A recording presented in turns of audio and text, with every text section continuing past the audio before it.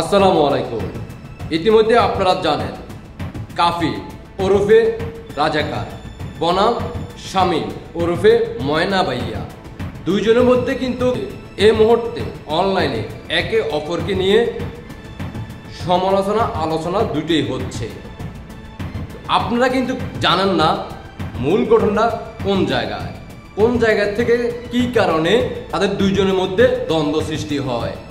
জানতে হলে দেখতে হবে আমার এই ভিডিওটা, সাথেই থাকো।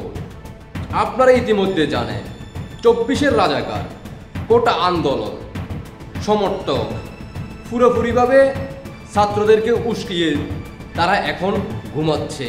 তারা বঙ্গবন্ধুর 32 নাম্বার বাড়ির আগুন দেওয়া থেকে শুরু করে ভাঙা পর্যন্ত তারা উৎসাহ যোগাইছে। 24-এর রাজাকারদেরকে 24 থেকে এ পর্যন্ত প্রমোট একের পর এক করে যাচ্ছে, ইতিমধ্যে আপনারা জানেন। আর এখন এই মুহূর্তে আপনারা জানেন 24-এর এই দুই রাজাকার যারা বিগত দিনে বাংলাদেশকে অস্থিরতা প্রধান ভূমিকা তারা দুজনে পালন করে আসছিল। দুজনের মধ্যে এখন দ্বন্দ্ব। কিসের দ্বন্দ্ব জানতে হলে RTV চ্যানেলে আপনারা চোখ রাখতে হবে।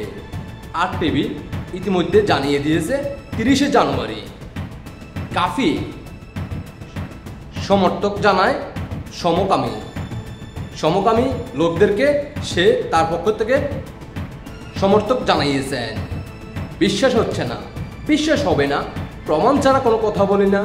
দেখেন স্ক্রিনে যে প্রোফাইলে যে দেখতেছেন এই মুহূর্তে আপনাদের সামনে RTV ভেরিফাইড পেজের মধ্যে 30শে জানুয়ারি সেই কাফি কিন্তু জানিয়েছে সমর্থক করছে সমকামিতাদের পাশেই আছে, উনি এটাতে সম্মতি প্রকাশ করছে। আশা করি এবার বুঝতে পারছেন। আসেন এইবার মূল কি কারণে দুজনের মধ্যে দ্বন্দ্ব সৃষ্টি হয়। এখন আমার প্রশ্ন হচ্ছে, দুইজনের মধ্যে দ্বন্দ্ব হচ্ছে তাতে কোনো সমস্যা নেই, কিন্তু বাংলাদেশে এই মুহূর্তে সবাই জানতে চায় দুজনের কাছ থেকে কে আসল পুরুষ, কে আসলে স্বামী, কে আসলে স্ত্রী হইতে চাইছিলেন। এখন কে চাইছিলেন স্বামী হওয়ার জন্য, কাফি নাকি ময়না শামীম? কি শামীম কি কাফিকে প্রস্তাব করছে নাকি কাফি স্বামীকে প্রস্তাব করছে ওরফে ময়না ভাইয়াকে? এখন কি কারণে দ্বন্দ্ব ঘটনা হচ্ছে? এই কারণে হয়তোবা কাফি প্রস্তাব করছে স্বামীকে, মানে ময়না ভাইয়াকে, যে আমি স্বামী তুমি মেয়ে, চলো আমরা সমকামিতা করি। এতে হয়তো ময়না ভাইয়া খেপে যায়। ময়না ভাইয়া হয়তোবা কাফিকে বলছে আমি স্বামী তুমি মেয়ে, সমকামিতা চলো আমরা এনজয় করি। এতে দুইজনের মধ্যে দ্বন্দ্ব সৃষ্টি হয়। তার পরবর্তীতে দুজনকে নিয়ে এখন ভিডিও বানাচ্ছে। আর এতে সারা বাংলাদেশে সোশ্যাল মিডিয়াতে যারা এই মুহূর্তে অ্যাক্টিভ আছে তারা কিন্তু এটা নিয়ে আলোচনা করতেছে। আপনারা ইতিমধ্যে জানেন। তো ইতিমধ্যে আপনারা জানার পরেও কিন্তু আসল রহস্যটা আপনারা জানেন নাই, তাই আপনাদের কাছে এই আসল রহস্যটা আমি সুযোগ করে দিলাম। আর 24-এর মেধাবী ভাইয়া আপুদের দৃষ্টি আকর্ষণ করতেছি, সমকামিতা আপনাদেরকে প্রমোট করতেছে, যারা আপনারা ওদের কথায় বাংলাদেশে রাজপথে জীবন দিচ্ছেন। আশা করি আপনারা এই মুহূর্তে কে কোথা থেকে দেখতেছেন জানাইতে পারেন কমেন্টে। আপনাদের ব্যক্তিগত মতামত অবশ্যই কমেন্টে জানাইতে পারেন। আপনারা কি আমার সাথে একমত কিনা জানাইতে পারেন। কে কোথায় থেকে দেখতেছেন জানাইতে পারেন। আর দেশবাসীকে দ্রুত দেখার সুযোগ করে দিবেন দুইজনের চরিত্র।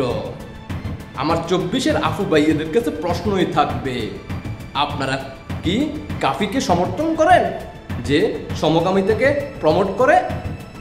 তাহলে আরও একজন আছে এই দুইজনকে সমাধান করে দেওয়ার জন্য, একজন উকিল আছে, যিনি ইতিমধ্যে আপনারা জানেন কোটা আন্দোলনের সময় 24-এর রাজাকারদের পক্ষে নিয়ে জামাত শিবিরের সেই যিনি তখন অনেক ভূমিকা পালন করছিল, মিডিয়াতে তাকে নিয়ে বাহবাহ দিছিল। সেই উকিল অলরেডি এখন অনলাইনে অফলাইনে দেশে আছে কিনা জানা নাই। কাজের ছেলের সাথে সে সমকামিতা করে। সেই উকিল এখন কোথায়, তাকে কিন্তু তারপর থেকে দেখা যাচ্ছে না। আপনারা হয়তো বা ভুলে গেছেন, মাত্র 5 মাস আগেই ঘটনা ঘটাইছিল। নিজের ঘরের বাসার কাজের ছেলের সাথে সমকামিতা করছিল। তারপর থেকে সে এখন আর মিডিয়াতে দেখা যাচ্ছে না, অনলাইনে অফলাইনে কোথাও তাকে খুঁজে পাওয়া যাচ্ছে না। আজও কি সে দেশে আছে, জানতে চায় দেশবাসী। কোটা আন্দোলনের মেধাবী সাধারণ ছাত্রছাত্রী ভাই বোনদের উদ্দেশ্য করে বলতে চায়, এমন লোকদের আহ্বানে আপনারা পা দিচ্ছেন যে সারা বাংলাদেশকে এখন সমকামিতার পক্ষে নিয়ে যাচ্ছে, আর আপনারা ওদেরকে সাপোর্ট করে যাচ্ছেন। কাফি দুইজনের সমস্যার সমাধান করতে পারে ওই উকিল সাহেব, যিনি কাজের ছেলের সাথে সমকামিতা করছিলেন। তখন কোটা আন্দোলনের সময় তিনি উকিল হিসেবে দায়িত্ব পালন করছিলেন। তাদের দুইজনের সমাধান করতে পারে একমাত্র এই উকিল সাহেব।